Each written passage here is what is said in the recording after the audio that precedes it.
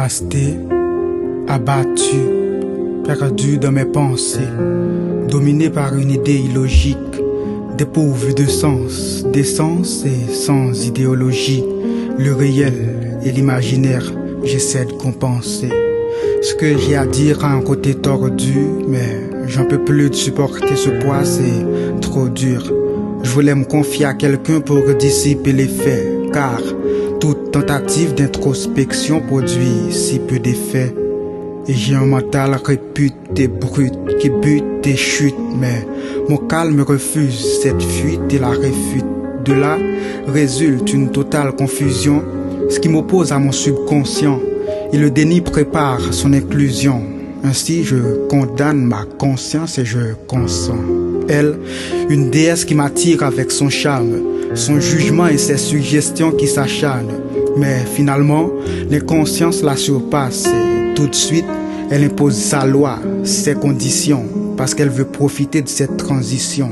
Alors, voilà la gravité de ce qui se passe. Et moi, étant manipulé par son raisonnement, je veux me soumettre à sa volonté. Je suis en phase de questionnement. Je veux des avis pour conclure et m'orienter. De ce fait, j'ai un vœu, un désir indécis, issu d'un vide et d'un manque imprécis. Mais avant tout, je veux une certitude et je pense que vous serez de mon avis après cette étude. Alors, laissons de côté cette prise de conscience parce qu'en réalité, ça risque d'être constant. Et l'option de changer d'idée, je ne l'ai pas trop vue. Maintenant, soyons brefs et allons droit au but. Je veux qu'on me coupe la respiration pour pouvoir retrouver mon souffle. Je veux m'éloigner de la résignation parce qu'à force de l'accepter, j'en souffre. Je veux être sous le feu des projecteurs, dans un monde noir et sans lumière, m'allonger sous les yeux de mes protecteurs, savourer leurs tendres mots et dernières prières. Car l'autre côté de la barrière est si beau, alors qu'ici bas, les gens sont si bêtes, si peu de bienveillance. La négligence comme pivot et le mérite disparaît de façon discrète. Alors, laissez-moi souffler ma veilleuse. J'ai vu que c'est une sensation merveilleuse. Au-delà, j'aurai tout ce qui m'est dû. Et de loin, ce sera suffisant. J'ai vos actes comme témoins. Bon, ce résumé est implicite, je vous l'accorde. D'un coup, jusqu'ici, vous ne m'avez pas suivi. Alors, pourvu que logiquement ça n'a pas suffi, j'essaierai d'être plus clair, car je veux l'accord. Il faut avouer qu'à force de caresser cette idée, j'ai divorcé avec la réalité.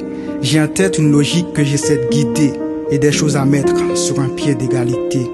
L'amour et l'estime disparaissent à petit feu. Après le grand voyage, ils referont surface. Et vous jouez souvent à ce petit jeu. Et c'est ainsi que le regret vous surclasse. Personnellement, je tiens à cœur ces deux atouts. De nos jours, ils se font rares, dommage. Pour les ramener à moi, je sais déjà tout.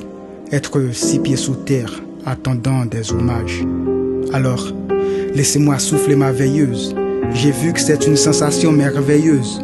Au-delà, j'aurai tout ce qui m'est dû. Et de loin, ce sera suffisant. J'ai vos actes comme témoins.